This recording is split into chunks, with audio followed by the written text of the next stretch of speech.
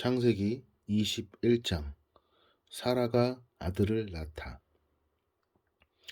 여호와께서는 말씀하신 대로 사라를 보살펴 주셨고 약속하신 대로 사라에게 이루어 주셨습니다.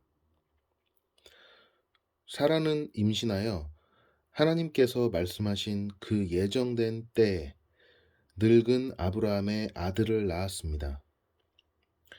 아브라함은 사라가 낳아준 아들의 이름을 이삭이라고 지었습니다. 아브라함은 하나님께서 명령하신 대로 이삭이 태어난 지 8일 만에 이삭에게 할례를 베풀었습니다. 아브라함의 아들 이삭이 태어났을 때 아브라함의 나이는 100살이었습니다. 사라가 말했습니다. 하나님께서 나에게 웃음을 주셨다. 이 이야기를 들은 사람들도 나처럼 웃게 될 것이다. 어느 누가 사라가 아이를 낳을 수 있으리라고 아브라함에게 말할 수 있었겠는가? 그런데 나는 지금 늙은 아브라함에게 아들을 낳아 주었다. 하갈과 이스마엘. 이삭이 자라나 젖을 뗄 때가 되었습니다. 이삭이 젖을 떼던 날에 아브라함은 큰 잔치를 베풀었습니다. 그런데 사라가 보니 이스마엘이 이삭을 놀리고 있었습니다. 이스마엘은 아브라함이 사라의 이집트인 여종 하갈에게서 낳은 아들입니다. 그래서 사라가 아브라함에게 말했습니다. 저 여종과 그 아들을 내쫓으십시오. 이 여종의 아들이 우리 아들 이삭과 함께 재산을 물려받을 수는 없습니다. 아브라함은 이 일로 인해 매우 괴로웠습니다. 왜냐하면 이스마엘도 자기 아들이었기 때문입니다. 하지만 하나님께서 아브라함에게 말씀하셨습니다. 저 아이와 여종 때문에 염려하지 말라. 사라가 무슨 말을 하든 그 말을 들어주어라. 내가 너에게 약속한 자손은 이삭에게서 나올 것이다. 그러나 여종에게서 낳은 아들도 내 아들이므로 내가 그의 자손도 큰 나라가 되게 할 것이다. 아브라함이 이튿날 아침 일찍 일어나 먹을 것과 물을 가득 채운 가죽 부대를 준비해서 하갈에게 주었습니다. 아브라함은 그것들을 하갈의 어깨에 메어준 다음 이스마엘과 함께 하갈을 내쫓았습니다. 하갈은 밖으로 나가 브엘세바 광야에서 헤매고 다녔습니다. 가죽 부대에 물이 다 떨어지자 하갈은 자기 아들을 어떤 작은 나무 아래에 두었습니다. 그리고는 내 아들이 죽는 모습을 차마 볼 수 없구나 하고 말하며 활의 사정거리만큼 떨어진 곳에서 가서 주저앉았습니다. 그리고 이내 아들 쪽을 바라보다가 그만 울음을 터뜨리고 말았습니다. 하나님께서 아이가 우는 소리를 들으셨습니다. 하나님의 천사가 하늘에서 하갈을 불렀습니다. 하갈아, 왜 그러느냐? 두려워 말라. 하나님께서 아이가 우는 소리를 들으셨다. 아이를 일으켜 세워 손을 꼭 잡아라. 내가 그 아이의 자손으로 큰 나라를 이루도록 만들어 주겠다. 하나님께서 하갈의 눈을 밝게 하셨습니다. 그러자 하갈은 우물을 발견하게 되었고 그 우물로 가서 가죽 부대에 물을 담아다가 아이에게 먹였습니다. 그 아이가 자라는 동안 하나님께서 그 아이와 함께 계셨습니다. 이스마엘은 광야에서 살았고 훌륭한 활잡이가 되었습니다. 이스마엘은 바란 광야에서 살았는데 이스마엘의 어머니는 이집트 땅에서 여자를 데려다가 이스마엘의 아내로 삼아 주었습니다.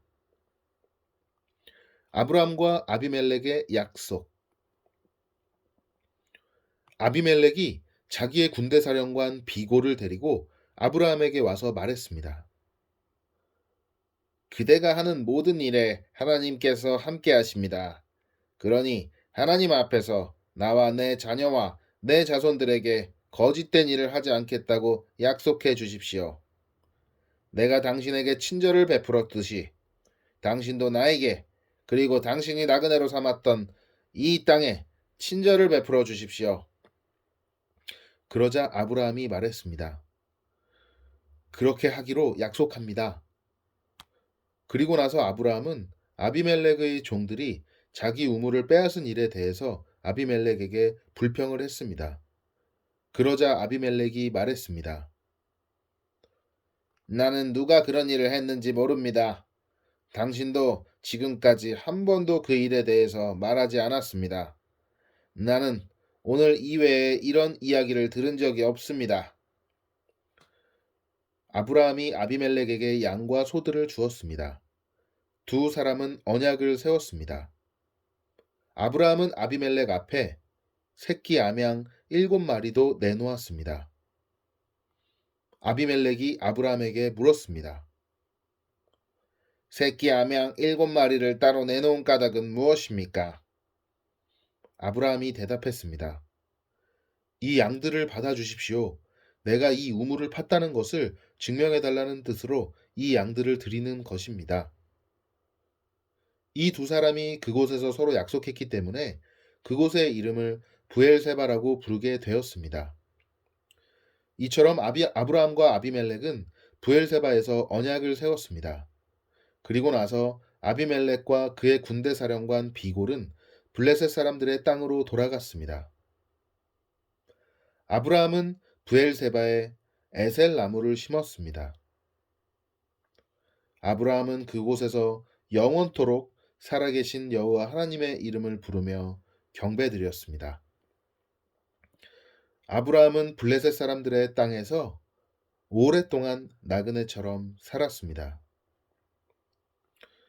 하나님께서 아브라함을 시험하시다 22장. 이 일들이 있은 뒤에 하나님께서 아브라함의 믿음을 시험하셨습니다. 하나님께서 아브라함아 하고 부르자 아브라함이 예, 제가 여기에 있습니다 하고 대답했습니다. 여호와께서 말씀하셨습니다.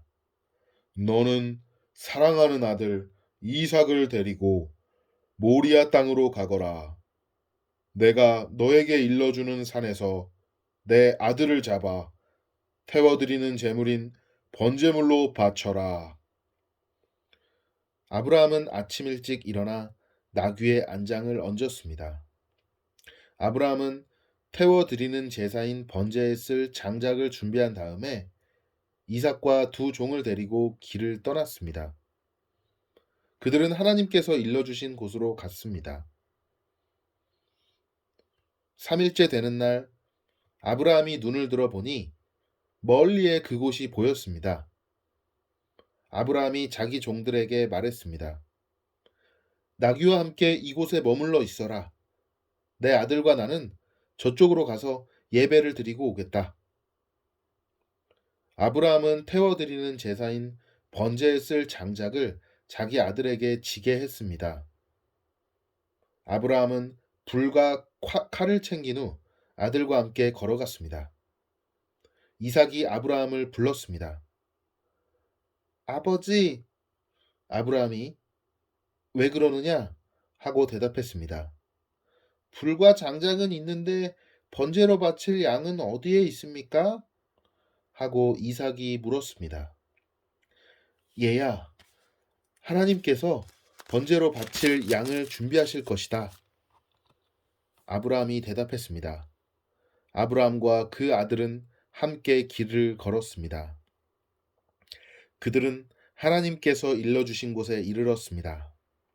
아브라함은 그곳에 제단을 쌓고 장작을 버려놓은 다음 자기 아들 이삭을 묶어 제단 장작 위에 올려놓았습니다. 그리고 나서 칼을 들어 자기 아들을 죽이려 했습니다. 그때 여호와의 천사가 하늘에서부터 그를 불렀습니다. 아브라함아, 아브라함아. 그러자 아브라함이 예, 제가 여기에 있습니다. 라고 대답했습니다. 천사가 말했습니다. 내 아들에게 손대지 마라. 아무 일도 그에게 하지 마라. 내가 하나밖에 없는 아들을 아낌없이 바치려 하는 것을 내가 보았으니 내가 하나님을 두려워하는 줄을 이제 내가 알았노라. 아브라함이 눈을 들어 살펴보니 나무에 뿔이 걸려 있는 순양 한 마리가 보였습니다. 아브라함은 그 양을 잡아다가 자기 아들 대신에 하나님께 번제물로 드렸습니다. 이 일 때문에 아브라함은 그곳의 이름을 여호와 이레라고 불렀습니다. 그래서 지금까지도 사람들은 여호와의 산에서 준비될 것이다 라는 말을 합니다. 여호와의 천사가 두 번째로 하늘에서 아브라함을 불렀습니다. 천사가 말했습니다. 여호와께서 말씀하셨다. 내가 하나밖에 없는 아들을 아끼지 않고 나에게 바치려 했으므로 맹세코 내가 너에게 한 가지 약속을 해 주겠노라. 내가 분명히 너에게 복을 주고 또 많은 자손을 줄 것이다. 내 자손은 하늘의 별처럼 바닷가의 모래처럼 많게 될 것이며 내 자손은 원수의 성들을 정복하게 될 것이다. 내가 나에게 복종하였으므로 내 자손을 통해 땅 위의 모든 나라들이 복을 받을 것이다. 아브라함은 자기 종들이 있는 곳으로 돌아왔습니다. 그리고는 함께 일어나 부엘세바로 갔습니다. 아브라함은 부엘세바에서 살았습니다. 이 일이 있은 뒤에 누군가가 아브라함에게 말했습니다. 밀가도 당신의 형제인 나홀의 아들들을 낳았습니다. 맏아들은 우스이고 둘째 아들은 부스이고 셋째 아들은 아람의 아버지인 그무엘입니다. 그리고 게셋과 하소와 빌다스와 이들랍과 부두엘도 태어났습니다. 부두엘은 리브가의 아버지가 되었습니다. 이 8아들은 아브라함의 동생 나홀과 그의 아내 밀가 사이에서 태어났습니다. 또 나홀의 첩 르우마도 데바와 가함과 다하스와 마아가를 낳았습니다. 사라가 죽다. 23장. 사라는 127살까지 살았으며 이것이 사라가 누린 수명이었습니다. 사라는 가나안 땅 기럇 아르바 곧 헤브론에서 죽었습니다. 아브라함이 사라를 위해 슬피 울었습니다. 얼마 뒤에 아브라함은 죽은 아내 곁에서 물러나와 헷 사람들에게 가서 말했습니다. 나는 이곳에서 나그네요. 외국인에 지나지 않습니다. 내 죽은 아내를 묻을 수 있도록 나에게 땅을 좀 파십시오. 헷 사람들이 아브라함에게 대답했습니다. 내 주여, 우리의 말씀을 들어보십시오. 당신은 우리들의 위대한 지도자입니다. 우리의 땅 중에서 가장 좋은 곳을 골라 돌아가신 분을 장사 지내십시오. 우리의 무덤 중에서 어느 곳이든 마음대로 고르십시오. 돌아가신 분을 장사 지내는 것을 막을 사람은 아무도 없습니다. 아브라함이 자리에서 일어나 그 땅의 백성인 헷 사람들에게 절했습니다. 아브라함이 그들에게 말했습니다. 내 죽은 아내를 이 땅에 묻는 일을 정말로 도와주시겠다면 소할의 아들 에브론에게 부탁하여 에브론이 나에게 막벨라 동굴을 팔게 해 주십시오. 그 동굴은 에브론의 발끝에 있습니다. 물론 값은 넉넉하게 치르겠습니다. 그 동굴이 당신들 가운데서 내게 속한 매장지가 되게 해 주십시오. 그때 에브론은 헷 사람들과 함께 앉아 있었습니다. 에브론이 성문 곁에서 헷 사람들이 다 듣도록 아브라함에게 말했습니다. 내 주여, 그러실 필요 없습니다. 내 말을 들으십시오. 그 땅과 거기에 있는 동굴을 그냥 드리겠습니다. 이 사람들이 보는 앞에서 다 그냥 드릴 테니 돌아가신 분을 장사 지내십시오. 아브라함이 햇사람들 앞에서 절했습니다. 아브라함이 모든 사람들 앞에서 에브론에게 말했습니다. 당신이 진정 나를 위한다면 내 말을 들으십시오. 밭값을 다 치르고 사게 해 주십시오. 내 돈을 받아 주십시오. 그래야 내 죽은 아내를 거기에 묻을 수 있습니다. 에브론이 아브라함에게 대답했습니다. 그 땅을 값으로 치면 은 400세겔은 되지만 나와 당신 사이에 그것이 무슨 말입니까? 돌아가신 분을 장사 지내십시오. 아브라함은 햇사람들이 보는 앞에서 에브론이 말한 은 400세겔을 장사하는 사람들의 계산 방식에 따라 달아주었습니다. 이렇게 해서 마므레 동쪽의 막벨라에 있는 에브론의 밭이 팔렸습니다. 그 밭과 거기에 있는 동굴과 밭의 사방에 두르고 있는 모든 나무가 성문에 들어와 있던 헷 사람들이 함께하는 가운데 아브라함의 재산이 되었습니다. 그리고 나서 아브라함은 자기 아내 사라를 동굴 속에 묻어 주었습니다. 그 동굴은 가나안 땅인 마므레에서 가까운 막벨라 밭에 있었습니다. 마므레는 지금의 헤브론입니다. 그리하여 밭과 거기에 있는 동굴은 햇사람으로부터 아브라함에게 속한 매장지로 바뀌어졌습니다. 아멘. 끝.